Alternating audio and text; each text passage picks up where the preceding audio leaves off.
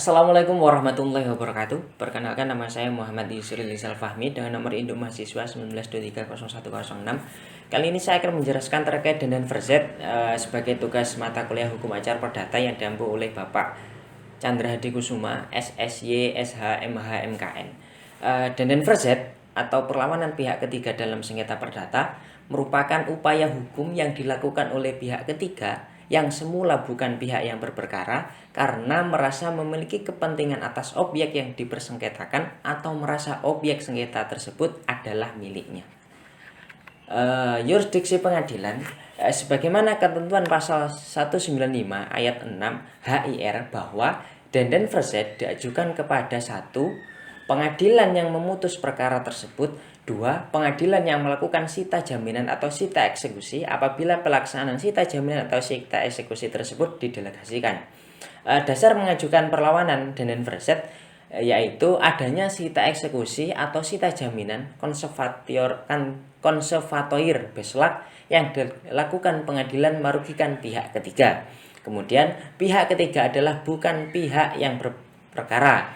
Yang kemudian dasar perlawanan yaitu diantaranya pemegang hak milik, HGB, HGU, hak pakai, hak tanggungan, hak sewa, dan lain-lain dari perkara tersebut. Yang dibuktikan dalam denden verzet yaitu berdasarkan pasal 378 RV dan pasal 379 RV untuk dapat dikabulkannya perlawanan pihak ketiga diperlukan terpenuhinya dua unsur, yaitu adanya kepentingan dari pihak ketiga dan yang kedua adalah secara nyata hak pihak ketiga itu dirugikan. Pemeriksaan perkara denden verzet. Perkara di register tersendiri atau tidak seperti verzet pada umumnya. Kemudian pemeriksaan dilakukan seperti pemeriksaan perkara gugatan biasa. Pihak yang mengajukan sebagai pelawan dan pihak yang digugat sebagai terlawan. Kemudian surat perlawanan seperti surat gugatan, yaitu beda dengan verzet yang mana surat perlawanan dianggap sebagai jawaban. Kemudian upaya hukumnya itu sama, yaitu banding, kasasi, dan juga ada peninjauan kembali. Yang dibuktikan dalam denden verzet, pelawan itu harus dapat membuktikan bahwa mempunyai hak atas barang yang disita, dan apabila ia berhasil membuktikan kerugiannya, maka ia akan dinyatakan sebagai pelawan yang benar dan sita akan diperintahkan untuk diangkat. Kemudian pelawan yang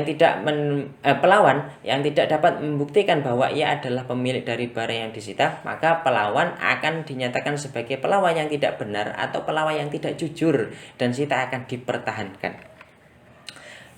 Jika pihak pelawan adalah suami istri, perlawanan yang diajukan oleh suami istri atau suami terhadap harta bersama yang disita tidak dibenarkan karena harta bersama tersebut selalu merupakan jaminan untuk pembayaran hutang istri atau suami yang terjadi dalam perkawinan, yang mana harus ditanggung bersama.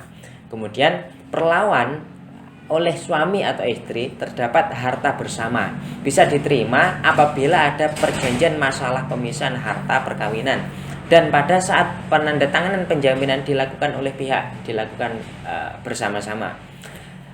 Kemudian ketua majelis yang memeriksa perkara denden verzet melaporkan perkembangan perkara kepada ketua pengadilan negeri karena laporan tersebut diperlukan oleh ketua pengadilan negeri untuk menentukan kebijaksanaan mengenai diteruskan atau ditangguhkannya eksekusi yang dipimpinnya.